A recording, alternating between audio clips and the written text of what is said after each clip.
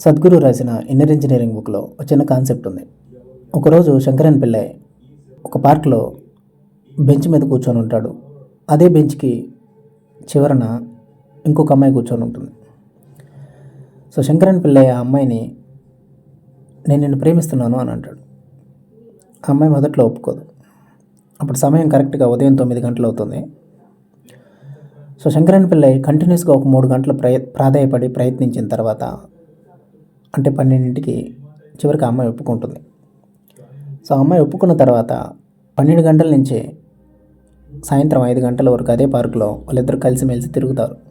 చివరికి సమయం సాయంత్రం 6 గంటలు అవుతుంది అన్నప్పుడు శంకరన్ పిల్లై అప్పటికప్పుడు ఆ అమ్మాయి చేయిని వదిలేసి నేను వెళ్ళొస్తాను అంటాడు.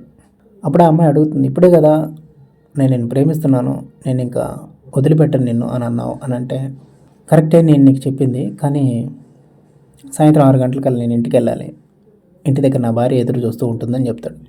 సో ఇక్కడ మోరల్ ఏంటంటే, మనిషి తన యొక్క స్వార్థం, తన యొక్క ఉద్దేశం, తన యొక్క కోరికలు వీటన్నిటికీ అనుగుణంగా ఈ ప్రేమ అనే ఒక పదాన్ని ఉపయోగించుకుంటాడు. దీన్ని ఎదుటి వ్యక్తి గమనిస్తే రిజల్ట్ ఒకలా ఉంటుంది, గమనించకపోతే రిజల్ట్ ఇంకోలా ఉంటుంది. గమనిస్తే ముందుగానే బయటపడవచ్చు, లేదు గమనించకపోతే చివరగా రియలైజ్ అవ్వటం తప్ప చేయగలిగింది ఏమీ లేదు. మన కంప్లీట్ ఈగో డ్రాప్ అయినప్పుడు మాత్రమే ఒక వ్యక్తితో నిజమైన అనుబంధం అనేది ఏర్పడటానికి ఒక అవకాశం ఉంటుంది. ఎప్పుడైతే నీ ఈగో కంప్లీట్గా డ్రాప్ అవుతుందో అప్పుడు ఆబ్వియస్లీ నువ్వు ఎదుటి వ్యక్తిని మోసం చేయాలనో, ఎదుటి వ్యక్తిని నీ అవసరాలకు వాడుకోవాలనో ఇలాంటి ఒక ప్రొసీజరే జరగదు.